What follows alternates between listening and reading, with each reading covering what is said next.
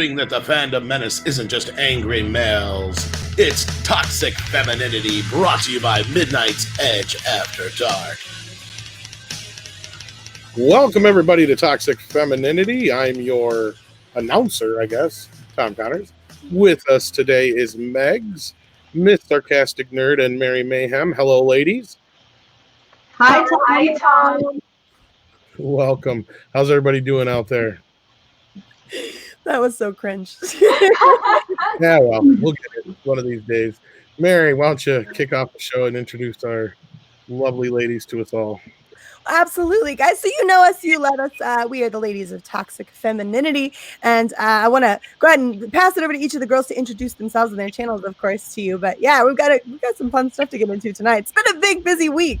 Miss, why don't you go ahead and tell everybody who you are, where they can find you? Hey guys, I'm Miss Sarcastic Nerd, but you can call me Miss. You can find me as Miss Sarcastic Nerd, hopefully. I'm sorry. The video started playing and messed with my head. You can find me on Twitter at Ms. Sarcastic Nerd. I have a video for my Chihuahua after she got hurt, if you want to go watch that. And I'm going to have another one out tomorrow. How's your puppy doing? Oh, she's not doing very good, but I'll know more about it on Thursday today. And Megs, you are running your things over there. I know you got your brother Jolly, your puppet brother Jolly. Why don't you go ahead and introduce yourself and to everybody here? I'm Megs. I'm the co-host of the Jolly and Megs show. I also have my own channel on the channel that is just Megs. I do the Meg show where I review TV shows and movies and things of that nature. And I'm also here with these lovely ladies and Tom on the Toxic Femininity show. And yep, just love being here with my friends. So yes. And Mary, you're on location. I am. So I am not obviously in my normal setup. I am house sitting right now, so I'm incognito. I'm out of my normal surroundings. But there's a couch here and tables, and it looks like a disaster behind the screen. I'm not gonna lie. It's a complete and utter mess right now. But it works. I am here. And I got my new camera and I got my new computer, and hopefully things are looking and running quite a bit smoother than they were before. So yes, very exciting. Very cool. Of course, we want to say hello to everybody in the chat. How's everybody doing out there watching us live in YouTube land? All right. I feel like Dora the Explorer waiting for the kids to tell us which direction to go. No, right. I'm pulling it up right now. So, as you all may be well aware, we had a whole bunch of stuff dropped this last weekend from D23, right? You guys saw the Rise of Skywalker trailer? Yes. Yes. And the little bit of it that could be actually called a trailer. Yeah. Well, to be clear, it was a sizzle reel, and they didn't say trailer on the actual video that's up there too. It does say D23 presentation or whatever. Or footage. Yeah, okay, and fair enough, but it still felt pretty. Look, I'm of the cautiously optimistic camp, right? Like, I like to think that I see things a little closer to Luke, right? Luke was cautiously optimistic, right? Who would have ever thought he could actually have turned Vader from the dark side? But he'd been burned. So literally his hand had been burned right off. So there were plenty of reasons to be cautious and to be concerned. And I think we have plenty of reasons to be concerned about what it is that Disney's handing us and sticking a whole bunch of member berries in front of a very brief trailer, essentially, is clearly a play on nostalgia, I think. Yeah, I agree. Definitely. It kind of just feels like a punch in the gut. Like, hey, remember this? This is what you're not going to get. You like this, right? Well, sorry, sucker. Yeah, exactly. He did, and she did. They all did. And guess who we're going to get next? They would probably get more from us if they leaned on Carrie Fisher a bit more. Because every time I see Carrie Fisher, my heart, I'm like, Carrie, Leia. So they could probably do better with her. They don't have a whole lot of footage to work with, and I Yeah. was looking at the trailer. So the new footage of her is very clearly her in her old outfit, right? Like you can really tell that this is like Force Awakens footage, that this is like Last Jedi footage, that we're clearly shoving her in there. They're hand fisting her into the plot to give us Carrie Fisher because they don't have another choice. Because Why do I feel like we're going to get a bunch of what we already have gotten out of it and just a bunch of pictures of her smiling? Right. It's just like CGI altered, very little modifications of. Just looking onward to everybody. Yeah. Yeah. Don't expect Prince. Don't expect General Leia to have a great deal to do. More through the sky.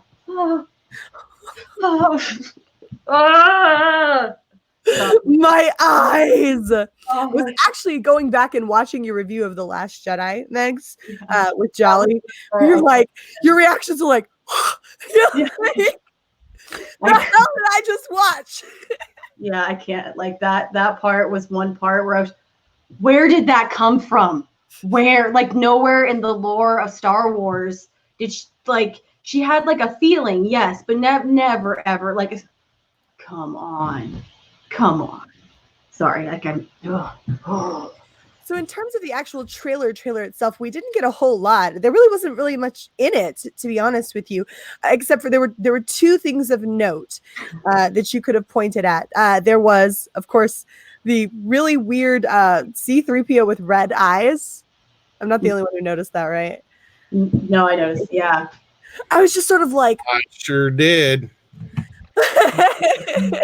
Drunk 3PO called him High 3PO. Yes. Now have high 3PO. Having a good time. Good times. 423PO. Must have been hanging out with Dolly. And then we also, I guess this is what I loved. If you guys saw my reaction, the gang going to Burning Man. Yeah. I did actually. I was wondering, doesn't that look familiar? The whole smoke bombs in the sky. What do you think of when you see that? Burning Man. I think of Ragnarok. Or Ragnarok. Remember that? Yeah. Yes. Actually. That's like exactly what it looks like, or like the smoke bombs in the sky. I get it's supposed to be a festival or whatever, but didn't we just get this? Like saving money on their sounds or their stages. Just slap a little Ragnarok in there, that'll fix it. Penny pinching. I was kind of confused at first. I was like, "Well, who are they?" And they're people. I was like hoping they were Ewoks. Yeah. I'm wondering if this is going to be another Canto Bite type thing. Probably. Oh, and who could forget the Nutcracker Princess? I saw so many memes of that. I love it. The Swiss Army knife one was really funny. Here's my question, and like you're actually not far off with the hilt there and the Nutcracker, right? Is how the heck is she supposed to use that? Let's say she doesn't flip it out into a staff, right? Is that really Geeks and Gamers in the chat? That Jeremy? That's a good question. I can tell you. Oh, yep, there's a check mark. That is him? Huh? Well, hello, Jeremy. Hi, Jeremy. And hello, Mecca. I see she's in the chat as well. Hi, Mecca. Yeah, and my biggest question here is how exactly is this supposed to be practically used, right? Let's say that you leave it, the hilt, it's two hilts, right? For one hand, what are you going to do? How are you supposed to work that? You've got a hilt in your way. You can't function with that thing. There's no way. It's completely and utterly impractical. They only did it because it looked cool. And I will grant them that it looks cool. It sort of floats out there when the staff extends, right? But there's no reason to have it. Like, look at that. That is completely and utterly impractical. Right. It does not work. You cannot use that in combat. Well, then she flips it out. Why can't she just have it be what it's supposed to be? And that is Darth Maul's lightsaber. Right. Yeah. They just put a little twist on it. They appropriated Darth Maul's lightsaber and gave it to Rey.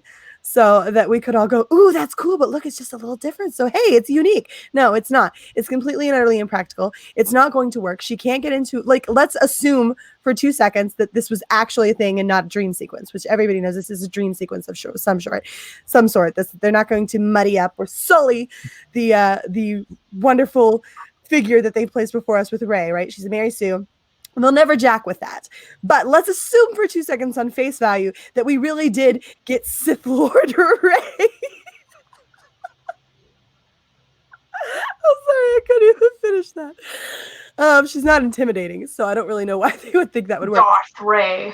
Let's assume we got Sith Lord Rey and that she were actually going to go about engaging in combat with that thing. She would die. She would die because you can't use that thing when it's closed and collapsed like that. You've just wasted precious seconds that you need in combat to extend the dumb thing when you should have had it extended in the first place. You're dead, son. You're dead. So there's no way. I don't understand why they thought that would work. Well, it's the same with Kylo's lightsaber. It's a similar issue with the stupid things pointing out. You just slash down on that, and the lightsaber's no longer functional. Yeah, it's a towards the hilt. It's just not functional. I get it. She, staff makes sense in terms of her character. She uses a staff, right?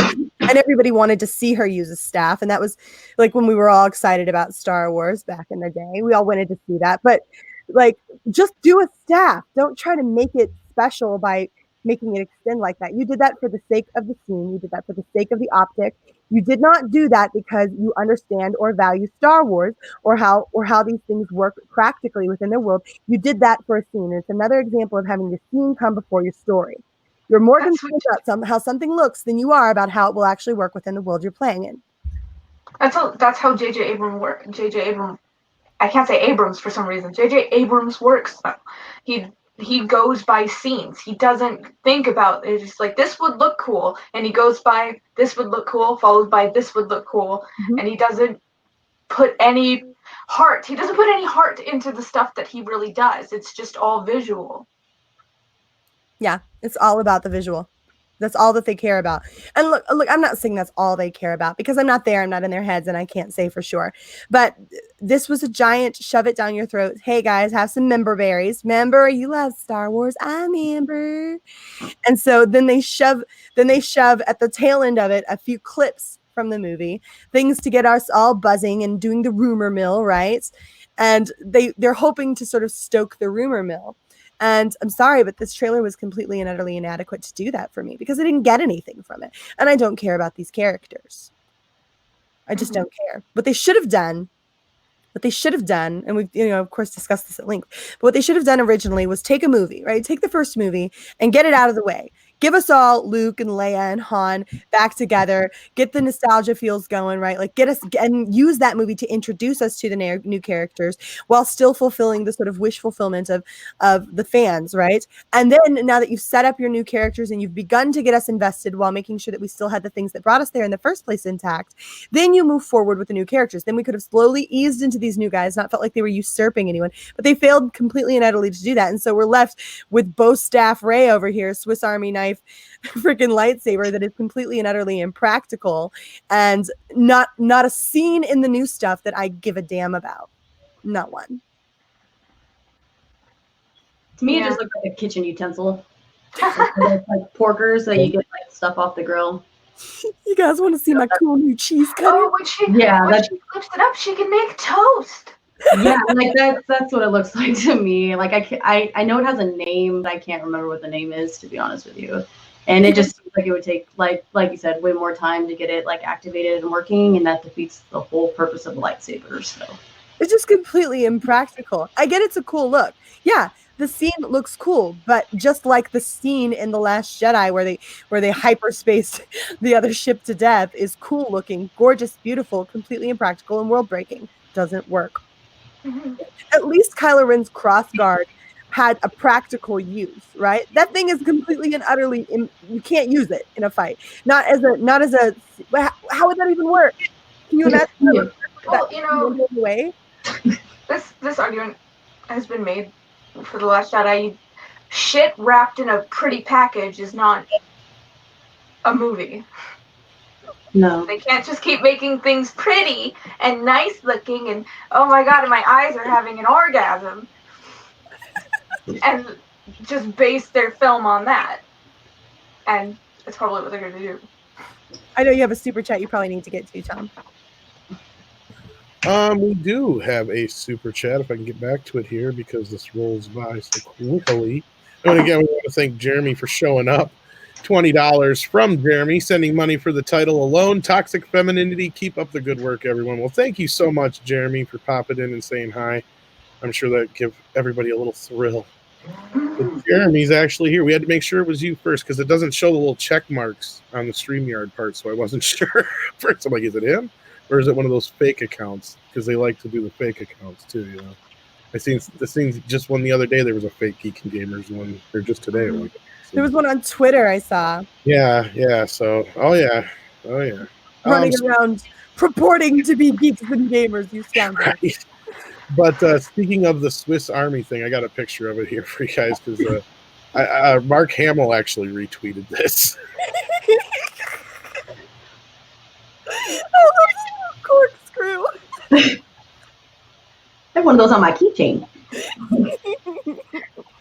Don't be home without it.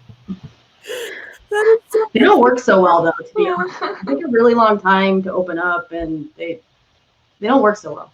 Yeah, right. Like you cut yourself on the other. Yeah, you like break your nails trying to not like fake nails, like your real. Like I don't have nails, you know. I break my nail, like my real nail, trying to right. You know, like. Yeah, sucks, man. You need to just clacks it and all of them fall out. Yeah, like, and it like one of those butterfly knives, like. You know? Yeah, I've heard people like butterfly knife too. That is the last thing you want out of a lightsaber is to be like a butterfly knife.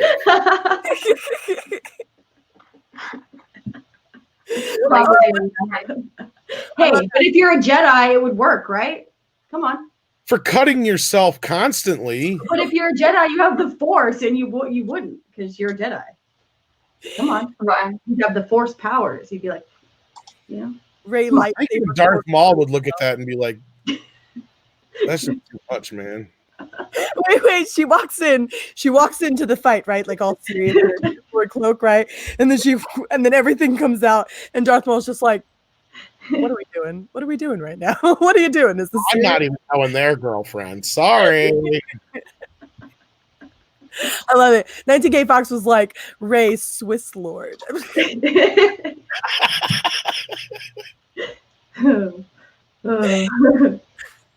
Fox got jokes. He always does it. That guy's funny as crap. Like I said, what's even better is that Mark Hamill himself retweeted this, which just shows you that his give a fuck is completely broken now. Yeah. Give a damn. You broke Mark Hamill. No one took Star Wars more seriously than Mark Hamill, and you broke him. Tom, can you share the image I'm showing? Sure. Yeah. Sorry. Oops. Yeah. There we go. Oh, goodness gracious. Yeah. Oh man. I saw that on Twitter the other day. I loved it. That reminds me of those like Boppets. Oh, God. That's how ridiculous it is getting, though, if you think about it. It's just like, okay, yes, Darth Maul was a cool visual. You're not going to get away with that again. Even Lucas knew that, so he didn't try it again. Mm-hmm. You know, I mean, there's really nothing else you can do with a lightsaber that hasn't been done. Do they actually have her wearing a dress? So it's like a Sith Lord cloak. Oh, okay. I was like even Kylo's little guards are stupid, if you ask me, because they work if they're like on a sword and they're metal, but those sons of bitches are hot. There's no way you can have it that close to your body the way he does without it starting his clothes on fire. It just physically does not make sense. The Force, man. The Force. The Force. The Force. That's not the Force. Every Force user has that stupid little Force shield around them. It's so retarded. It's gone completely off the deep rails, guys. Fantastic. I'm gonna stop sharing. I actually do have an article. So I I can't get into too much about this, but I do have an article that was brought to my attention, and there are some things in it. So I actually have a question for everybody. And to me, this is actually a super important question, because why are we all here, right? Why are we here if not for the love of Star Wars to begin with, right? We're here, we're angry because we love Star Wars. We took a stand and we decided to go ahead and say, okay, so this isn't working for us. How do we best love Star Wars? Well, we best love Star Wars by forcing a change, by saying, you're not getting our money until you do something different, right? But it's a rabbit hole to go down, and it's something that we need to be careful of and cautious over, because I feel like at the end of the day, it's important to recognize, or be willing to recognize, not that we've been given anything up to this point that would indicate that we've been heard, or that they're changing anything. If anything, everything that they're putting out there feels very manipulative, right?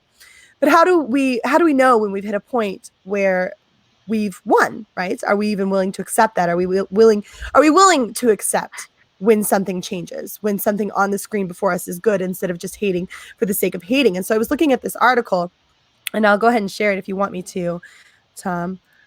Let me pull it up here. Chrome tab. I can either or. That's not the right tab. There it is. All right. There we go. So I was taking a look at this article, and there's some stuff in here that works for me. Now, guys, keep in mind, this is a complete and utter speculative sort of theorizing moment we're taking here, okay? And I'm actually completely on board with a lot of the stuff in this article. If let's just say that they did this stuff, it could work for me. It could work. And because I would like very much to see things end well with Star Wars. I would like to be able to come home, as it were, right? I'm looking at this article, and I'm saying to myself, this could work if Disney actually did it. So I'm basically acknowledging that there are routes to take. There are paths that they could feasibly take that I think could in some ways sort of begin to mend the divide here, right? Now, this is, again, as I say, this is theorizing. This is speculative. None of this is a hard fact. We can't, of course, say this is what's going to be in the movie, because we haven't seen the movie yet. But I'm looking at this, and I'm reading it, and I'm saying to myself, okay, so this to me says there's a route, there's a path that we could potentially take here that could please fans and show respect, due respect to sort of the legacy characters, right? So first and foremost, read at your own risk. While at this point, these spoilers may just be rumors, we have corroborated them with 3 separate sources over several months. We did not feel comfortable posting them because we wanted to be sure, but after the Rise of Skywalker footage at the D23 Expo, we feel confident that the majority of this information is correct. Read at your own discretion and take it with a grain of salt as of right now. So Kiari Moonshine of the infamous Star Wars spoiler forum MillenniumFalcon.com has posted some major spoilers regarding the Rise of Skywalker. They claim to have corroborated the spoilers with several sources, and we can confirm that we have heard the same rumblings ourselves. One important thing to note is that George Lucas did help J.J. Abrams with certain aspects of the film. What lends credibility to these spoilers is the fact that it screams Lucas world building with J.J.'s touch. How involved Lucas was, though, we do not know. Some is cryptic. We'll break it down in a moment. Oh, so these are some of the things to look for in terms of episode 9. The world between worlds and the wills, which I am all on board with. There's a reason why Hayden has been at the last 2 celebrations. Snoke does have a true identity, but no one has guessed it. Kylo is not the main villain of the story. The main villain is connected to the Star Wars lore. Hint, they are beyond the Sith and the Jedi. Rey's biological age is not her true age, and her real name is not Rey. Luke has a fight scene in the flesh, which is a scrapped concept from Return of the Jedi with Obi-Wan. Chewie dies. Nothing is retconned. Contractually, Disney cannot touch the first 6 films. They can make us view the old films in a different way, though. Rey's fall is somewhat of a misnomer. The villain has a very specific vendetta against the Skywalker lineage. Rey's parentage is central to the story. She is not nobody. Alec Guinness. Matt Smith's role is significant, yet he's still not listed. His identity is top secret. The alleged flash fights are not what you think they are, or have they been described. And it will be the longest Star Wars film. So I'm not going to get into reading all of this because it's fairly long. But essentially, this breaks it down that there are lots of different ways that they can go about connecting things. The world between worlds, which was introduced in Star Wars Rebels, which obviously is not like universally loved, but I think it did a decent job considering how much of a kid-friendly show it was. The world between worlds, while I'm not a fan of the time travel aspect of things, does open up a venue for us to get something of a retcon of The Last Jedi. Although, of course, within that concept, the timeline is incredible. It's set, right? They can't change anything. It does give us an opportunity to go back, though, and view things from a different perspective. With Snoke's origins revealed, that may make fun of some of us fans happy, especially if he really is a villain who is beyond the Jedi or Sith, which Snoke proclaims to be. So there are lots of things in this that give me some measure of hope that it's possible. It is, in fact, possible to do a good episode 9. Will they? I don't know, but it's possible. And I like to be like Luke, hope for the best and prepare for the worst. I know that was a long show. I feel a lot of those are very vague, really, really vague answers. Not answers, but just statements that they've added. I don't know if I kind of doubt at least half of it is even true. Yeah. They better not touch Chewbacca. Angus had done something on this, and all I have to say is if they touch Chewbacca, I'm going to go all Rambo on everybody because they better not touch Chewbacca. That's all I got. That's like my main point here because. Well, let me ask you something. Don't touch him. What if Chewbacca got the death Luke deserved? What if Chewbacca got the death Luke deserved? Out in a blaze of glory, a heroic act. Well, how he died in the EU. That statement just went like totally over my head. What if? What if he got the death that Luke just? A heroic moment, a moment that cemented the hero that Chewie really is, gave him the medal. But no, you shouldn't. No, why does everyone have to die? No, I know, but I would almost rather see Chewie die and go out in a blaze of glory, respected and valued and appreciated, than I would see him continue to sit there as an Uber driver. Yeah, yes, I agree with that, but I would much rather everyone not have to die. Come on, if you can at least not kill somebody, don't kill Chewie. Go kill Rey. Okay? Go kill Rey. Leave Chewie alone. Oh, and sorry, R2 doesn't appear to be anywhere. Like no one knows where R2 is. Yeah, he wasn't mentioned at all. There's nothing about R2 anywhere. Where's that little guy at? BB-8's gone and usurped his adorableness. R2 got while the getting was good. He's like, I'm out. You know what's funny about that is where I've heard Lucas say before that 3PO or R2 is his favorite character, and notice how they've treated him in these movies. I would say R2 had the only good scene in The Last Jedi. There was if you look at the original trilogy and prequels, look at how much of a part R2 plays in them. Mm-hmm. Yeah, for sure. Yeah. For sure. He's like a badass. He saves everybody's ass about 24 times. Right? Well, and that's not to even mention the Clone Wars and all the stuff he does in that. So what always blew my mind when after watching the Clone Wars was how the heck Anakin didn't recognize R2 because he was in love with that droid. Like that was his favorite thing ever. He saw him like a puppy, right? Yeah. So how the heck did R2 go scooting around Vader all the time? Right, exactly. I always thought that too. Well, I wonder what his reaction would be if he chose to admit that he knew who he was. Like, would it be like R2 and they hug it out or something? Or you never know. Vader. Maybe he did know, and he was just like, "Well, that's my homie. I better just let it slide." Maybe. Right. Yeah. Deep down, he knew, and he was just like, "Well, I can't. I don't know. The woman would never know. I don't know. Being close to R2 always bothered me because I always saw R2 as I liked it when he was Padme's robot and then would have been passed down to Leia, Mhm. kind of thing. There was that moment there in time where she gave him to Anakin. I'm like, that just doesn't seem right to me. I don't know. I don't. He was. Poor. But I don't think the very big metallic Sith Lord would walk by CR2 and go R2. Come here, little guy. Who's your Who's your man? How you been doing? Where you been, dude? Like, that wouldn't have happened. So when people were like, "How didn't they recognize the droids?" Like, is it Darth Vader? The man does not squeal over a puppy. We'll never get that ever because it will never be that again. Do we want to scoot on to the next topic? I know we've probably talked about this to death. Yeah. Wasn't there one more Star Wars topic? Yeah, The Mandalorian is what I was thinking. I'll do then. Do you guys see the trailer for that? Yes. It was kind of good. I like the music.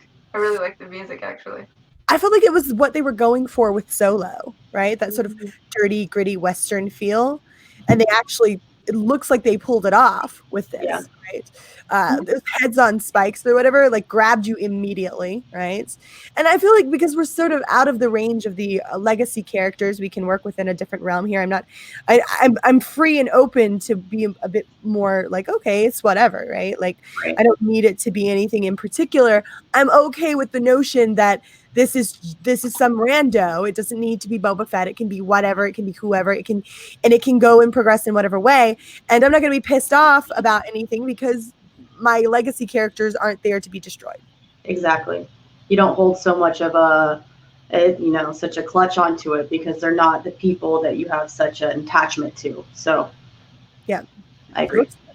It's gritty. It's very gritty. That droid like pew pew pew pew out in the middle of the thing. All right, y'all.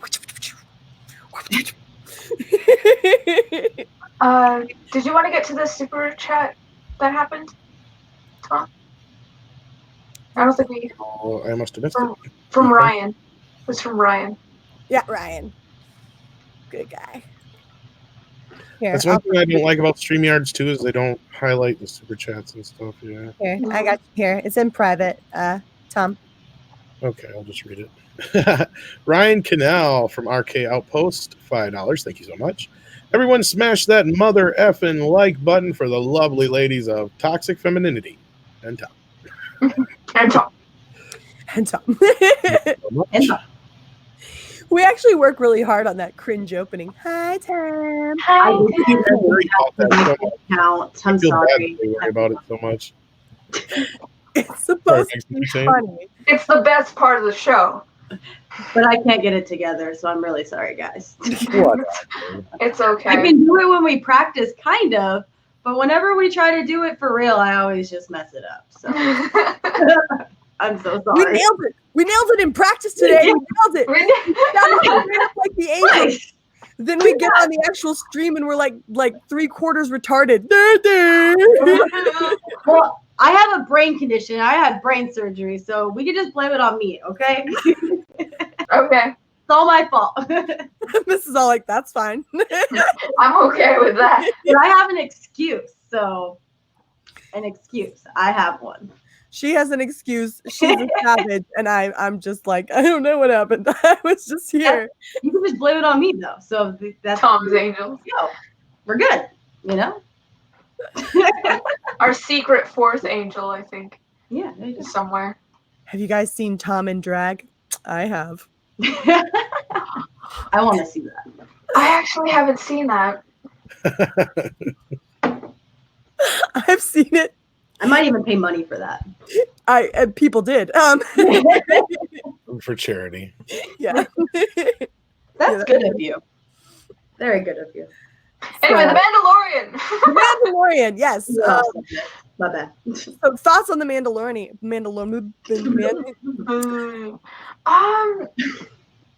So since my interest in Star Wars has been a bit dulled because of what happened, watching it, I was like, it looks good, but I'm still like in that stage where I'm like, I don't like Disney and I don't want to give them any money. So it's like, I hope it's good. I hope people like it, but I'm probably going to try and do totally not illegal stuff to watch it. Not illegal at all. Yeah, not illegal. It's long been rumored that when I went to go see Captain Marvel, that I might have purchased a different ticket. And I'm not saying that's what you should do.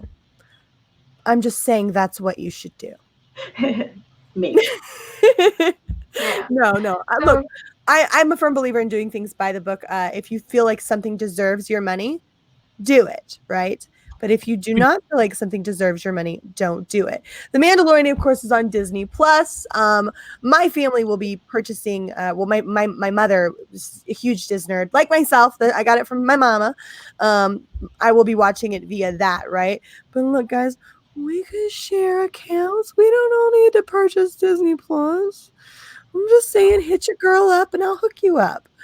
That's all I'm saying. And I mean, I have kids, so I probably have to get it I have 2 little girls, so I mean, I'm gonna be stuck with it anyways because they love the princesses and stuff, whether I like it or not. So. Show them the Mandalorian with the pikes on heads. Ah!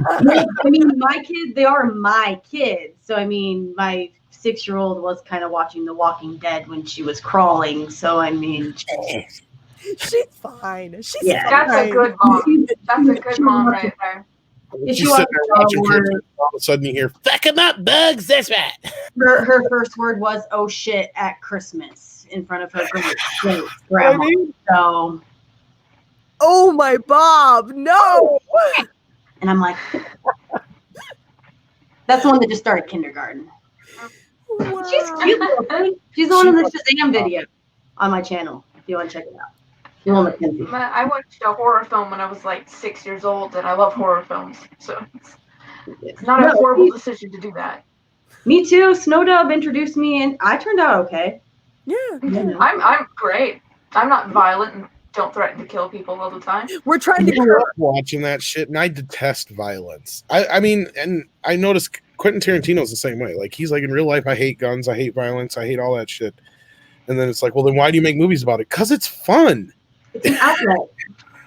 Doesn't mean I'm going to go outside and do it. Right. Yeah. I equate it to like those who like play video games and stuff. It's the same kind of thing. It's an outlet. That doesn't mean you're going to go out and kill a bunch of hookers and steal their money, though. Yeah, no, I would never. Which is fun to do on GTA, though. Did anyone ever play The Sims? Like the computer? Yeah. You'd kill Sims all the time. I used to murder them all the time on there, like drown them or like catch them on fire or just do everything imaginable. But I would never do that to people in real life. Yeah, no. Not I do normally. horrible But all things. day long on that game. Miss would, but Megs would not. Even pregnant Sims. You know, I had no bounds. But in real life, never.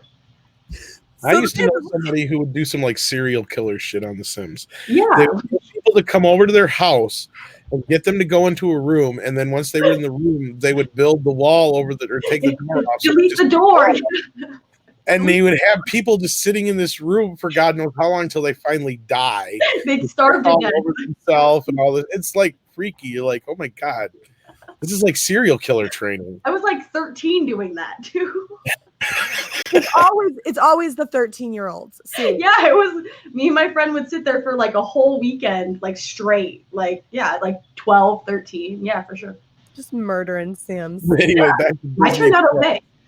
I haven't murdered anybody. If you couldn't do any of those things with Sims, would you play the game?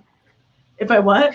If you couldn't kill them, if all you could do was make them like eat food and I Like, never did. I would- any of those I would things. build houses and stuff. So I really liked like building the houses and like decking out their houses because I would never actually like play a full game.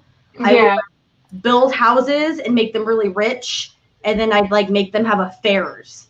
Like how I did we would, get onto Sims? I don't remember. yeah, I We would were like talking about the Mandalorian. Yeah, we started. This is what I was going to say. I think this is indicative of what's going to happen to this program. Is people are going to be like, "Oh, cool," for the first few episodes, and then they're just not going to give a shit anymore. My bad. Start playing Sims. We were talking about how watching violent things and Okay. does not make you a violent person, or playing violent video games does not make you a violent person. Okay. That's No. Yeah. So back to Disney Plus. You can get Yeah. it with Hulu, so that's a plus. We do have a super chat. There we $5 from Nelson Sharita. Jesus, I cannot talk or read today. I like Mandalorian trailer and loved Rogue One. Hard to believe the same comp made, I think it's supposed to say camp, made Last Jedi. Frustrating thing is they can make good Star Wars. Yeah, I think the problem with Last Jedi was mostly Rian Johnson. I meant company. Well, Rian Johnson has this like suicidal obsession with like subverting expectations, right? So he puts himself on the opposite side of the fans. So what JJ, for as little as I like the guy, at least understands about this is that when you have a mystery box, you get fans excited, you get them theorizing, you get them talking about what could be, what should be, what will happen, right? Whereas Rian Johnson prefers to sort of flex his muscles, right, and go like, oh yeah, well, this is what's gonna go down, and to be damned with your expectations. So at least with JJ, he does stick himself on the side of he wants you to care about what's going on, whereas Rian Johnson is far more concerned about himself and what he wants to do. But Abrams never follows through. No, he doesn't follow through, and I am concerned. But here's what I will say. If you've got George Lucas there working with them, right? You've got OG. Look, the guys learned from midi-chlorians, okay? I think we can all move on, you know. I would say JJ and George Lucas, there's working together, it's probably a little better, yes. There's some promise there. There's some promise there. I'm just not willing. I'm not going to pay for it first off, but look, if I go in there and my heart throbs and I find myself feeling sort of venerated here, I we'll probably go back like I've done with every Star Wars movie I've ever seen in theaters, with the exception of The Last Jedi. I'll go back and I'll pay for it because I love Star Wars and I want the fan base to heal. I want Star Wars to heal. I want Star Wars to be good again. And if they can do that, then what am I going to do? Hate it for the sake of hating it? Of course, I'm still angry about The Last Jedi. But if they acknowledge in so many words, if they acknowledge by their deeds that The Last Jedi sucked and they go about fixing it the best that they can, what am I going to do? Keep hating it just for the sake of hating it? No, it doesn't work for me. I don't work that way. Yeah. If you like it, you like it, you know? Yeah. And feel free to hate it if you want to. I'm not judging you. I'm just... I think the film, if it's going to be good, I think the only way it will be good is if it stands out on its own in the trilogy, where it has the connections, but it doesn't have strong enough connections where you need to watch the others to enjoy the film. They have a lot of explaining to do. A lot of ass kissing to do. Yes. Yeah. Lots of ass kissing to do. But what if Luke were alive? Well, he better be. He better effing be. That'd be a start. Mm-hmm. I'm sorry, but if Luke were alive, I would take that as a great big old we're sorry. That would be a good ass kissing. That would be, but I don't want to break anybody's heart, but yeah, I don't think so, because if Luke was coming back, Hamill would be keeping his mouth shut a lot more and he'd be a lot more busier. Yeah, he'd be in a completely different mood than he's in. You know, he would have acted, or his he'd be acting different. Yeah, he would have been the one to go out there and go, just wait, guys, something's gonna happen. You're gonna see it. Just chill out. Star Wars is dead to him. Yeah. He's stated that Star Wars has no hype for him anymore as a person who's in the series. So I'm just on the what if right now. Yeah. If Luke were alive. I admire her, I admire your optimism about the situation, Mary. At least somebody out there is, even though they are willing to admit the faults of the franchise, you're still out there going, you know what, this could happen. This could be a good movie. JJ could pull it off. This is one thing, I'm not, seems like I'm always sticking up for JJ, but I'm not. But we've never really gotten to see him finish anything yet. So maybe this is his shot to show us that, he's good at the mystery box stuff, but he's also good at finishing it for once. That would be one thing he could show everybody, yeah. Mystery box stuff is stupid. Well, that's just it. He always bows out before the mystery box is revealed, and it's like, okay, well, the guy who originally put the shit in the mystery box isn't here to pull the shit out, so how is the person pulling it out supposed to know what's getting pulled out? Well, I think that's how he does it, though. I think he stated, I can't really requote what he said, but something to the effect of, "You never open the box." Yeah, you're not supposed to technically, but you just don't ever open the box, and I'm like, I feel sorry for after a the Why while, get the box then? that gets a little stupid, you know. And after a while, you're like, it's dead. Whatever's in the box died, is rotting away inside. It's been months. It's a cat It's corpse. It's a rotting cat corpse. There's nothing interesting in there anymore. It just smells bad and has diseases. And so his mystery box stuff has always been really stupid to me. Yeah. All right. Do you guys want to move on to the next topic? I know you had one, Meg's, about Breaking Bad. And Yeah. Did we want to talk about the ship first, though? The ship hotel thing? oh yeah. Just before the Breaking Bad, it's Star Wars related. That was yours, Miss. Yeah. It was like this fan fulfillment thing. I'm on. Okay, so the website this article is from is Travel and Leisure. And it's inside Disney's new Star Wars hotel, where guests will live aboard a starship and roleplay with their favorite characters. I can't see if you have the thing up, because if I leave the article, it will disappear on me and I won't be able to read anything. So, oh my god, it won't scroll. Okay, well, I can't read anything. Mary. I can pull up the link. I'm pulling it up right now, hon. 2 seconds. Let me grab. It's not scrolling. Oh, my computer. It's such a pain. But yeah, you can see the picture of the. Oh, I don't want notifications. So here, let me go ahead. It looks interesting. Here we go. All right. There you go. Can you see it? Is that who's noise? Ooh, yeah, I was just getting there. Yeah, Yeah. you scroll down. The best pictures down. Like, this is what it's supposed to be. Like this hotel area where you live in the world of Star Wars the whole time you're there. Yeah. Do you want me to read it? If you want, that's up to you. Between you and Miss. Miss, can you see it to read it? Is that a no? Hold on. Okay, my thing broke. It's really small. It's really small. I can't. All right. That's all right. I'll go ahead and read it out. So, you can fly the Millennium Falcon and come face to face with Kylo Ren. But soon you'll be able to live out an all-new Star Wars dream, actually living aboard a spaceship or a starship. Though you'll experience familiar tropes of the iconic Star Wars film series in all new ways with Walt Disney World's latest endeavor, it's much more than a place to rest one's head. Disney is billing the long-awaited Star Wars hotel as more of a cruise on land, with onboard dining, entertainment, and reactive storytelling, plus an alien crew, Star Wars characters, and windows looking out upon the intergalactic vistas. Bob Chapek, chairman of Walt Disney Parks and Resorts, elaborated on the ship at Sunday's theme park panel, whose name was first announced at Disney's D23 Expo fan convention this weekend.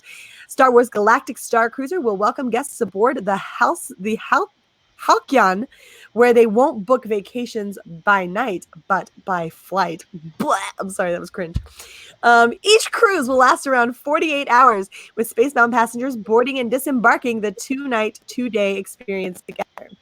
And just like stepping aboard a Disney Cruise Line ship, Star Wars Galactic Star Cruiser will have its own dedicated boarding process. Upon arrival at Orlando's Star Wars Hotel Terminal, guests will check in and enter a launch pod where views of the surrounding skies will peel away as they blast into hyperspace and ultimately link up with the Halcyon ship. Oh my god, this is... Can you hear me now? Do what? Yeah, we can hear you. Okay. From cabin windows displaying galactic views that change throughout the day to lightsaber training for perfecting one's skills, everything about the long-awaited Star Wars hotel is intended to make guests feel like they're truly in a galaxy far, far away. In reality, they'll only leave to visit one place, Black Spire Outpost, located at Star Wars Galaxy's Edge within Disney's Hollywood Studios. There's even a role-playing component where passengers can interact with onboard creatures, each other, and Star Wars characters, both unfamiliar and beloved. And just like sailing on Disney's Fantasy or Disney Wonder, guests will enjoy a range of relaxing experiences, including the must-visit Silver Sea Lounge, kid-friendly entertainment within the ship's playful engineering room, or exclusive themed activities like visiting the bridge to help navigate the vessel. Reservations are not yet available, but you can soon get your Star Wars kicks on both sides of the country. Star Wars Galaxy's Edge debuts at Walt Disney World Resort on August 29th and will open its second attraction, Star Wars Rise of the Resistance, on December 5th. Disneyland's version of The Land, which opened earlier this summer, will unveil Rise of the Resistance in January 2020. And this was just some of the hotel news announced at Disney's fan convention over the weekend. Reflections at Disney Lakeside Lodge will debut modern tree houses with floor-to-ceiling windows, as well as A-frame style cabins, while a new waterfront restaurant will pay homage to Disney's Princess and the Frog. So, yeah, that was the whole story. Ugh. Welcome, Mecca, to the show. Hello. Mecca! So more Disney. So this is a hotel that they want people to go to now after Galaxy's Edge was such a success. Yeah. Yeah. Sounds like a great idea. I don't think they know what they're doing anymore. It's not a hotel, Mecca. It's a cruise. You're leaving. Okay. Yeah. It's a cruise. It's a cruise. So it's an actual boat. It's a cruise ship. All right. No, it's a hotel on land, but they want you to feel like you're entering a starship and you're going somewhere. But on a boat. But I'm on a boat. On land. Going fast, man. So they picked Star Wars to do this with and not like Star Trek. That might have been cooler with Star Trek. It does sound like Star Trek, actually. I mean, because Star Wars, they're getting hunted down by the Empire. I wouldn't want to live in that universe for most of it, right? Like Star Trek is at least like, oh, here's our luxury starship with all of the necessities. Like, the design looks pretty cool of like the area. I mean, I would love to have that area all to myself. Just, like, oh yeah, I mean, yeah, well, that would be cool. That would be cool, right? It's just my question, I guess, would be like, why do they think people are that sweet on Star Wars right now? Like, especially they're the opposite right now. Yeah. It's like, shouldn't they done this like 5 years ago when Star Wars was like really, when people were excited for it? Well, I think this is their way of trying to get people to go to Galaxy's Edge, because the way they're including Galaxy's Edge into the hotel, it'd be like, you know what will make people want to go to Galaxy's Edge? If we make a hotel they can stay at so they can go there too. Did it say how much that this cost? Did it mention like prices? Considering the rates, like I think a family of 4 to stay is like a $7,000 a night. Yeah, for a regular hotel, yeah, that's insane. So imagine going to an on-land Star Wars. No, thank you. I can go to 40,000 tons of metal for like $1,500 and get a cabin to, for the week and see 50 bands, and that's an actual cruise, for $1,500 a person. You could like build your own like tiny house RV for that price, right? Well, that's just for very rich people, right? I'll get a projector and project the stars outside and call it handled. I'll stick my Wookiee mask on my brother and call it a day. Like, it's just maybe we're just too average of people. I don't know. I already have a lightsaber. Very much. I don't need you to stick one in my hands and tell me to go pew pew. This is ridiculous. $3,000 a night was what I think Neil said. And I'm sorry, Tom, what? I was going to say, for $3,000 a night, it better include multiple hookers. Right. Well, God, I could fly. Okay, I could go to Vegas for a week for $500 and get a flight and hotel in like November. Yeah. And $25 meal credits too. It's like $500. And some good times. I mean, not just some Star Wars nostalgia. I mean, they could probably get someone in the slave outfit, the latest slave outfit. Right. I would do that for free. So some dances or something. I don't know. And they complain like visitors are down, but revenue's up. That's because everything's so freaking expensive. It's so expensive that only the rich can afford to go here, except on coupon day. Coupon day. Where's the coupon? Families are gonna have to share rooms today. Well, how many people are like there? That was that other story. People are like leaving their kids home because it's too damn expensive to take them to Disneyland. So the adults go, and then you have that one lady who was freaking out over all these childless millennials. And if that woman wasn't here, my kid would have got his pretzel. Oh, shut up! You guys remember that story a few weeks ago? Yeah. Let's leave the kids at home and go to Disney.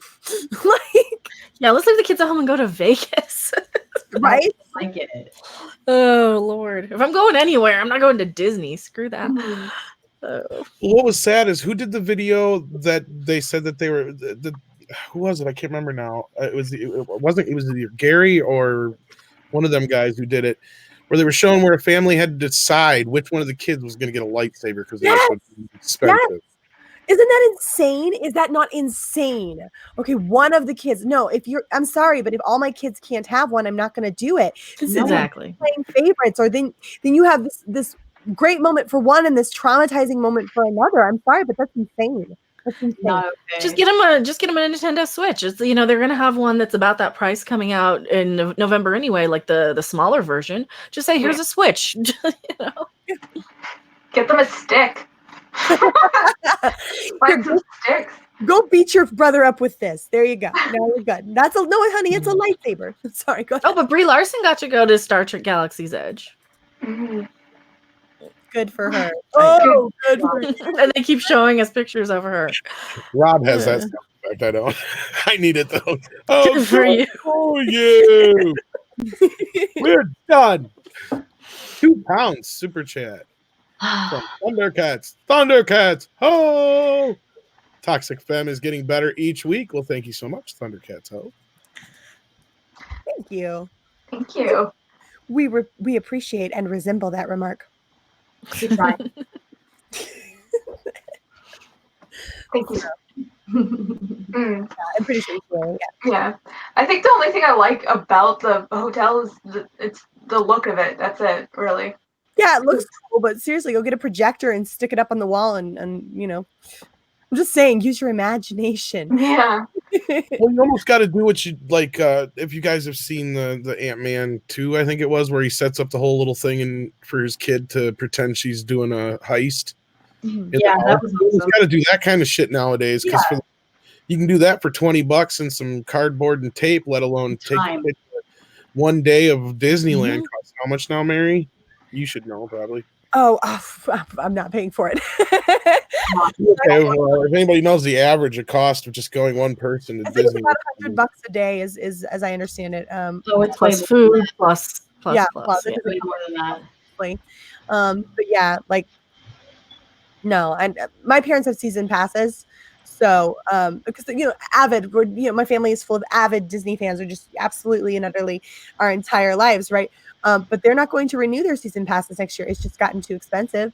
It's gotten too ridiculous. And they have timeshares down there, right? Like they have every reason to continue going. They have timeshares down there that they can use, that they don't have to pay for the lodging or whatever. And it's still just gotten far too expensive. Like, well, we're going to go to Universal for a week instead. It's like, oh, Timmy, you can have a car when you're 16, or we can go to Disneyland. Right. Whichever one is over. I don't even remember which one's I want to go to Disney and never go anywhere else ever again. Pretty much. I haven't been to Disney since I was like 7. So I know Meg's had a story. I don't know if anybody else has anything. Yeah, and I'll set this up just a little bit for all you Breaking Bad fans out there. If you have not watched the show yet, you might want to check out for a few minutes for this story because it may contain spoilers. Yes, maybe spoilers. Otherwise, there you go. All set up for you, Max. Okay, so there's lots of different articles out right now regarding this. So I didn't pick just one because there's so many out there. But it is true. There's been rumors for the last couple years that there might be a Breaking Bad movie, and it has been confirmed. There is, and it's going to be called El Camino, and it's going to be on Netflix, and it is set to release October 11th on Netflix. and they just released the first trailer. I think it was yesterday or the day before. It's going to be starring Aaron Paul, who was Jesse Pinkman. And from the trailer, it looks like it's going to be solely about Jesse Pinkman, because where we left off with Walter White, he wasn't doing so hot. But I am so excited. And yes, I'm so excited. And everybody else here hasn't really watched Breaking Bad a whole lot, but I'm super excited. Is there anybody in the chat that is Breaking Bad fans, or Mecca? Are you a Breaking Bad fan? Yeah, I watched it. I never went back and watched like Better Call Saul though. Yeah, and he's the one that actually let the cat out of the bag. Actually, he's the one that went to New York Times, I think it was, and let the cat out of the bag. And I don't know what that means though. They told like I said, yeah, they've been keeping it under wraps for like ever, apparently, that they were making a movie about it. Oh, okay. So there was rumors about it, and they came out and they're like, "Oh no, it's just we're making tequila." And then they're like Aaron Paul and I can't remember his name, the guy that plays Walter White. They're like, "Oh yeah, no, we're just making tequila." And oh yeah, I saw something like a couple weeks back. Yeah, so they were like, everyone was like, "Yeah, they're gonna make a Breaking Bad movie." And they're like, "Nope, we're just making tequila." And so everyone's like, "Oh, damn it," you know? And then no, the guy that plays Better Call Saul, he's like, "Nope, they've been keeping it under wraps forever, and nope, it's all shot and all done." And so yeah, so now it's out, and yep, October 11th, it's gonna be out on Netflix, and it's called El Camino, and it's called El Camino, a Breaking Bad movie. And I'm so excited. I've been waiting literally like 4 years for this movie. So Yeah. It's funny. Huh? Go ahead, man. I was gonna say, as far as I know, I watched a bit of Better Call Saul. I liked it. I liked it actually from what I saw. But the Breaking Bad stuff has really been really good. Like they haven't done anything that's been bad so far. So this is probably really exciting to everybody who's a fan of the show. I loved it. So I mean, Better Call Saul's a prequel to Breaking Bad, and so now this is going to be after Breaking Bad. And yeah, so excited. I'm just kind of impressed at how Netflix is. They must run a really tight ship up over there for the most part, because this is not the first time they've snuck a movie in under the radar. They also did it with that Cloverfield movie. And some other stuff before, where there's all, and then like that Dolomite movie almost came out of nowhere too. I mean, I heard about it, all of a sudden here's the trailer. It's like, wait, I just heard about this. You know, it's like they seem to be really good at keeping stuff under wraps. Like even the stuff we got for Star Trek Discovery about them wasn't from them; it was from the CBS people. Yeah, for years too, like years. So I mean, I'm pretty stoked. Not gonna lie. Yep. It looks exciting. I might actually watch it, even though I haven't seen a lot of Breaking Bad. I know the stuff that basically happened in the show because my parents binged watched pretty much everything about that show. Well, the first season's kind of slow. If you can get past the first season, everything beyond that point is amazing. So see, I thought the first season was like the best, and then it kind of went downhill towards the end, and I'm like, and then well, it's like they jumped plots completely, and that was kind of where they lost me. So I never really went back and watched anything else of it. So because like it's just kind of slow paced is all. So I didn't mind the slow pacingness. I think it's because they switched. Like they brought in a whole bunch of characters out of the blue from nowhere, and I think part of my problem was like I think the last half of that last season I was watching weekly instead of binging, so that might have been my problem too. Yeah, you should go back and at least watch the last season. I can't. I don't have time for that. I'm probably not gonna. If you ever have some extra time, I have time to be here. Right. It's centered back around Walter White and Pinkman. So it kind of brings them back together a little bit. So especially if you like the first season, kind of brings Oh yeah, I remember it. I mean, I don't think for me, I wasn't like that big of a fan of it. You said you haven't seen it. No, I saw it, and I think what ruined it for me was watching them weekly instead of binging it. I can't. Yeah, for that last. Sorry. It just ruins everything. Weekly watching sucks. Well, it depends on the thing. There's a lot of stuff I'd rather weekly watch, and then there's some stuff I'd rather binge. And if it's something I don't know. For something, I think that's just one of the problems with modern television is that like they take some of these things they take so long to spread out and finish. By the time they finish it, you're so used to binging everything. You're so used to like everything being something that you already know. At least for me, I'm so used to like going back and like I like the shows I like. I don't like a lot of new stuff, and new shows 90% of the time either let me down or there's no reason to like go back to them. And I thought for Breaking Bad there was just no reason to go back to it for me. But I had finished it, and then my husband, I had binged it, so he had missed a bunch of it. So he rewatched it. So then I got reacquainted with it, and I remembered how much I liked it, whether I wanted to watch it or not. So, so I fell back in love with it, and then this came back, and I was like, oh yes, here I am. Yep. I need to find a show to get that excited about again. All the shows I've watched have completely dropped me of that. Right. That's where I'm at. Well, yeah, Cobra Kai was like the one, but even then, it took me like a week to watch it, or a few weeks to watch it and finish it. Oh, I watched it one night. I couldn't take it. $5 from Nelson Sharita. Another $5. Thank you so much. If Disney owned Breaking Bad, the movie would be about Skylar. Yeah, I would. I hated Skylar. She was one of the most annoyingest characters in that entire freaking show. Well, that was kind of her purpose, though. She was supposed to be an antagonist. Should be a thing. All right.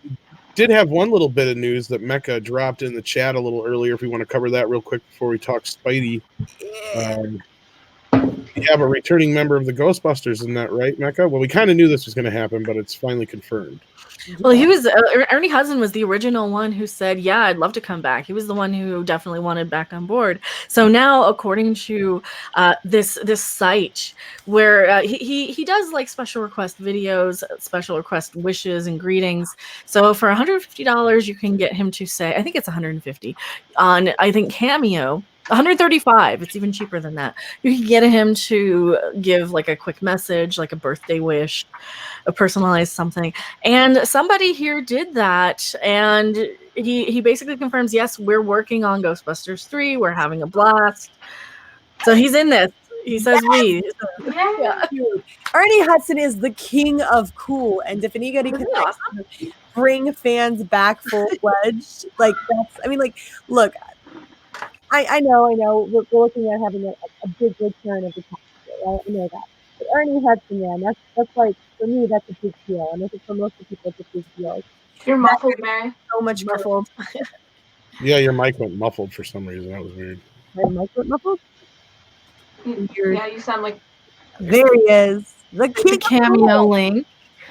It's on the one. It's about let's see. It's about 49 seconds in on the one from the 24th. If you don't want to play the audio from that, Tom. But I don't know if you can. But this one out on Twitter from his Cameo page. Here, let me see if I can put it here. He says, "We're shooting the new Ghostbusters right now. I'm hoping you'll enjoy it as much as the other movies that we've done." Is what he says. His exact words are. So, noise. Ah, that's so cool. I love it. This is the Crow Oz reminding you guys that I am now on Cameo. So you want to give a shout out to the special people in your lives, the special occasions, who are you going to call? You can book me. Cameo.com. Okay, that's not the one I was supposed to. No, yeah, it's on the 24th. The Sheila for Mike. Okay. No, yeah, it's about a minute. You hit play and then you can go through. Hey, Mike, happy belated birthday. This is Ernie Hudson, Winston Zeddemore from Ghostbusters, and I just want to wish you a happy belated birthday. Let you know just how special your birthday is. I put on my Winston Zeddemore jumpsuit just to give you a shout out. Anyway, happy belated birthday. I hope you had a great time on your birthday. If not, dude, you can still party, okay? I know that whatever age you are, you probably ain't afraid of no ghosts. I know that Sheila tells me that you have the tools and you have the talent. So celebrate, dude. It's Miller time. All right. Now, Sheila tells me that you're a fan I of should have jumped ahead. which Sorry. I'm very, very happy about. We're shooting the new Ghostbusters right now, coming out next summer. So I'm hoping that you'll enjoy it as much as the other movies that we've done. I know that I'm having a blast doing them. So, and now there are Ghostbusters all over the planet. We're family. And I just want you to know that we consider you part of our Ghostbuster family, and just remind you of how really important you are. So when someone asks if you're a god, you say yes. Now, is he referring to like the bunches of Ghostbuster groups there are out there, or is he referring to the movie when he says there's Ghostbusters all over the world? That's kind of what is that? I think he's referring to fans. There's Ghostbusters fans all over the world. That's what I was wondering. Yeah. I was But like, the important thing is, we're back. Is what we're shooting the new Ghostbusters right now. Yes, and he This is phrasing the we doing it. That's awesome. Mhm. Nice. That's pretty exciting. now the other big news this week has been Spidey-Man. Spidey. And of course, we had heard finally from Kevin Feige and Tom Holland on what was the situation after a long silence from Disney. Did you guys want me to play their quick clips? They're like 30 seconds. Yeah, each. yeah. Here's what Tom Holland had to say. Basically, we've made 5 great movies. It's been 5 amazing years. I've had the time of my life. Who knows what the future holds? But all I know is that I'm going to continue playing Spider-Man and having the time of my life. And it's going to be so fun. However we choose to do it, and the future for Spider-Man will be different, but it will be equally as awesome and amazing. And we'll find new ways to make it even cooler somehow. All right, and then I'll play Feige's clip real quick. It's I'm feeling about Spider-Man gratitude and joy. We got to make 5 films within the MCU with Spider-Man, and 2 standalone films and 3 with the Avengers. It was a dream that I never thought would happen. It was never meant to last forever. We knew there was a finite amount of time that we'd be able to do this, and we told the story we wanted to tell, and I'll always be thankful for that. All right, so basically that sounds pretty finite to me as far as. Now, did you hear that Tom Holland actually unfollowed Sony on Instagram? Yeah. Yeah, I don't care what he's saying. He's not happy. He's not happy. Not happy about this. And I'm going to duck out of this conversation because I said my piece last night on it, and I'll let you ladies take it from here, and I'll only pipe in when I need to. So go ahead and take your. And Tom looks so broken over this. Like I know when I hear what he's saying, oh, we're gonna go and we're gonna do great movies or whatever.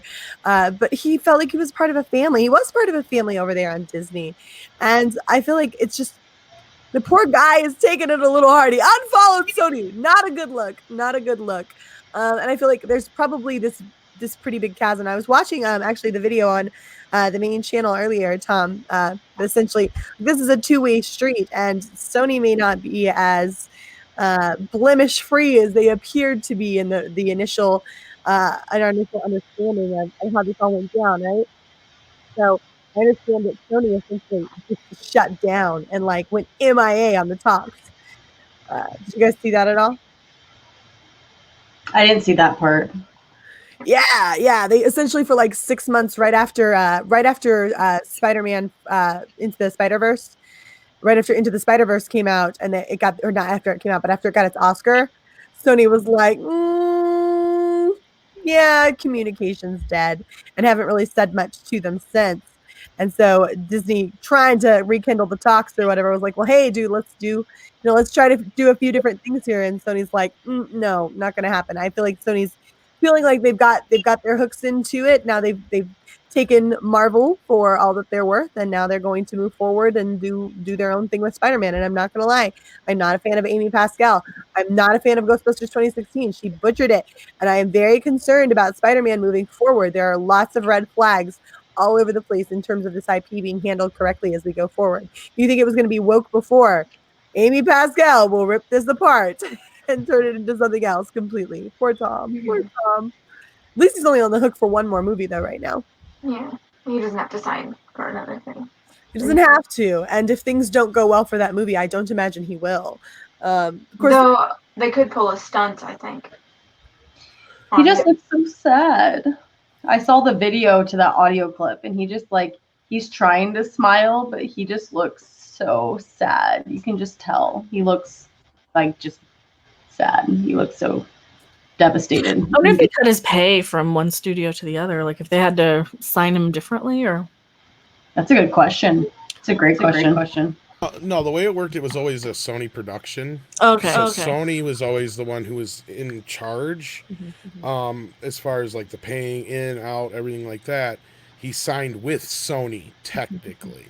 Okay. Yeah, so it's like it was just like a sharing plan. Like you get him for these movies and we get him for these movies, and MCU would pay him just like any other player in the group. But since they got the deal, he could play quote unquote Spider-Man in their movies too. It's just like, kind of like how Warner Brothers loaned Disney the Looney Tunes for Who Framed Roger Rabbit. Like there was like this whole kind of like, okay, we're gonna loan you the characters for the movie, blah blah blah, and yeah. And Kevin Spielberg's doing, but he is not this. Cat. Hello? And it's gone. Okay. No, Kevin Feige is not thrilled about this. He loves Spider-Man. He really wanted to make sure that they could continue working together. And I honestly, look, the whole bots thing aside, although I don't know if you guys want to discuss that to some extent. The Disney bots, did you see all those bots? I didn't see them, no, but I've heard of it. Data Racer put it out last week, I believe it was. Essentially, Disney made a bunch of bot accounts, right? Oh yeah, they always do. They didn't even bother to change the punctuation. Yeah, they usually don't. Yeah. Copied and pasted. It was all over the place. You can't take Spidey out of the MCU. We worked so hard. This isn't what Iron Man would want. And so everybody was all in an uproar. And I think it's Disney's sort of last ditch effort to make sure, like, to do whatever they can to be like, dude, this is bad juju. This is bad juju. Don't do this. And we are going to lose so much of what it is that helped us to learn to grow to love this Spidey in the first place, right? Like, essentially, Iron Man or Tony Stark was this version of Spider-Man's Uncle Ben, or not Uncle Ben, but his mentor in a lot of ways, right? Like this was the person who took on that role for him and sort of mentored and brought him into his own, as it were. And I hate losing that. I hate losing the world that this Spider-Man this Spider-Man functions within. Rushing bolts. Disney bots this time. It was funny though. It was sort of a kind of pathetic last-ditch attempt to be like, "Don't take him away, please. We don't want to lose him." So I'm not thrilled with it. I'm pretty sad about the whole thing because I think he works well within that universe, and I imagine Tom Holland feels the same. Well, Tony Stark's character was a defining moment for Spider-Man in that series, so it's going to be harder for him to play the character if he doesn't have that part of him. Right. Well, he was going to lose Iron Man anyway because he died. Yeah, but losing all reference to him, he can't even reference him now. This other character essentially built this character. It's like wiping your mother out of the picture and you never being able to talk about her ever again. Yeah. This is weird. As an actor, I imagine I would be pissed too as an actor to just be like, oh, this whole part of your character that changed you and sort of progressed your character a bit. You don't have that anymore. It's not a thing anymore. And you learn to care about your character when you're an actor. I know that. I know, like, that's why Mark was upset about Luke in Star Wars. A lot of parts of his character that he had defined for himself were gone. And the character that he really cared about. Yeah, Luke was devastating. Devastating. I was so mad. I completely understand why Tom would be upset about the whole thing, specifically to it being a part of his character.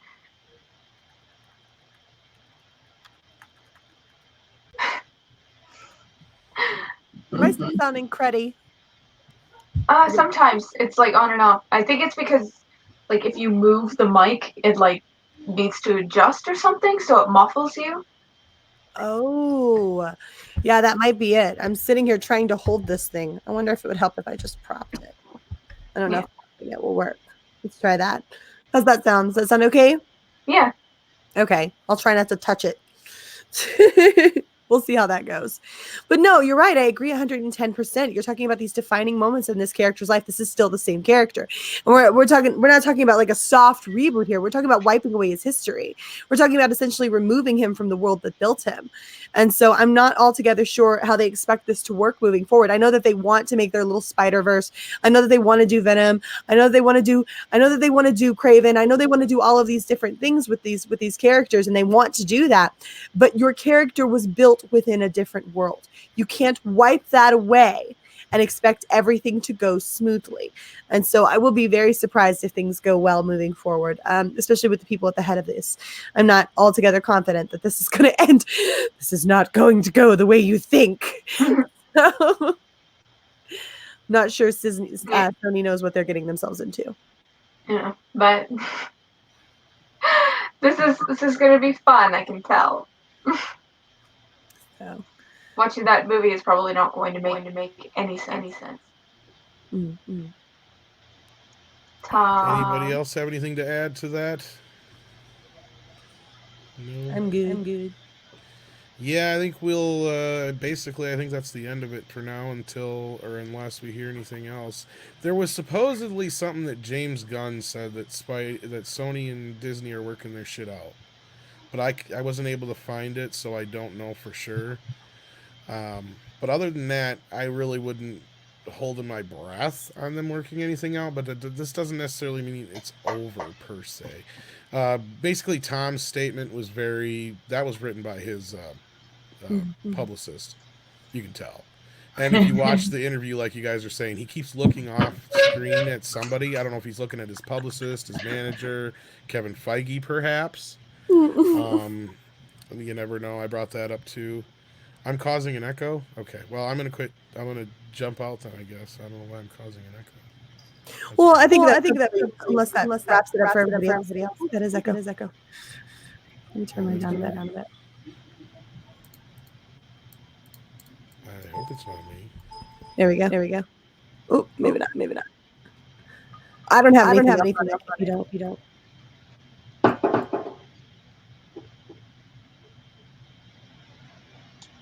Damn. He left before I could sing the song. I will be right back. The house phone is ringing. Hi. Okay, let's make sure. I'm just hoping there's no more echo. Yes, there's still an echo. It's probably your voice meter. Might be. All right. Let's just get on out of here. What do you folks say?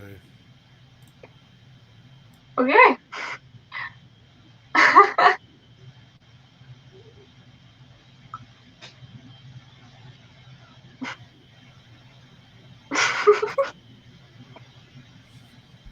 Do we have any other news? No, I don't think we have anything else. It was just the fun Star Wars stuff. Dark Ray, the hotel, Breaking Bad. Dark Ray. That's gonna be it's a misdirect, and it's just gonna be. It's Luke fighting himself in the cave. It is. Yeah, essentially, it's just gonna be one of those things. Yeah, I don't expect it to be anything. No more echo, Tom. Yeah, it's all good. Sounds good. So, sorry about that. The house phone decided to ring, and then my microphone fell, and everything came crashing down, and I was like, well, the world's ending. The world is ending. So, yeah, but I don't have anything else on the Spider-Man if you guys don't. Okay, hopefully now the echo is gone. All gone. Yep. It was voice meter. Anyway, so yeah, if you like the ladies, if you like what we do here, be sure to hit that like and subscribe button and hit the bell icon. And of course, check out their channels. Let's start with Mecca, our special return guest, whatever you want to call it. From time to time, occasional contributor. She's got a cot in the back. I'm always here anyway. I mean, I just hang out here anyway. As I said, you got a cot in the back. Yeah, you got a cot in the back. And so tell them where they can find you at. I have a channel. It's Mecha Random 42. I'm your favorite YouTube harpy. And yeah, we got We got Ghostbusters news over there. We got another video coming up tomorrow. I'm sick, so I didn't stream tonight except for this, but it's different than controlling one. So sorry. Well, it was kind of neat to have you and Jeremy show up in the chat like that. That was neat. Well, yeah, I just saw the Ghostbusters news. I'm like, drop. So I gotta tell you that because I didn't know if you'd see your Twitter. Because Midnight Edge and Ghostbusters, guys. Midnight Edge and Ghostbusters. If you guys don't know. Yeah, I did have it down till you messaged that in the chat there. So yeah. But yes, do check out Mecca's channel as always. Megs, why don't you tell the folks out there where they can find you? You can find me on my channel. It's self-titled, the Megs channel. I do the Megs show. And you can also find me on Snowda Music Entertainment, where I co-host the Jolly and Meg show. And we're over there doing some funny skits and stuff like that. Yes, and her brother is a puppet or a muppet. Yeah, he's pretty funny. Yeah, most days. Except for when he's being kidnapped by puppet dogs. Yeah. Some little, I think it's Perro de Rover. Yeah, he's not a very nice dog. No. No, he's no bueno, Perro. No bueno, Perro. See, my Espanol skills. That's 3 years of Spanish class. That's what the education system will get you. So yes, definitely check out Meg's channel. And Miss, tell them where they can find you. Guys, you can find me on YouTube under Miss Sarcastic Nerd with no spaces in between the words. Usually, hopefully. You can find me on Twitter at Ms. Sarcastic Nerd. That's MS, not MISS. I have videos that I'm working on right now, and I am this person. That wasn't awkward at all. Awkward's her shtick, though. Isn't it? Isn't it though? It's adorable. Anyway, Mary, where can everybody find you at besides house sitting? Besides house sitting, yes, guys, I am Mary B. I am the Mistress of Mayhem, disruptor of the narrative, and official women card holder. You can find me over on my channel, Mary Mayhem. Links are being dropped in the chat right now. You can find me over on Twitter, MaryB2184. And yeah, it's a lot of fun over there. We hang out. We do newsy news stuff during the week, and we hang out and do shenanigans with Marioki and D&D on the weekends. It's a lot of fun. So yeah, come check me out. All right. And I don't have the music up because I closed down the other thing. So we're just going to wing it for this evening. Thanks, everybody, for joining us in the chat. Do check out the ladies' channels and catch you tomorrow at 7 p.m. Central Standard Time for our regular Midnight's Edge After Dark Live. Thanks again, everybody, for joining us on Toxic Femininity. Bye.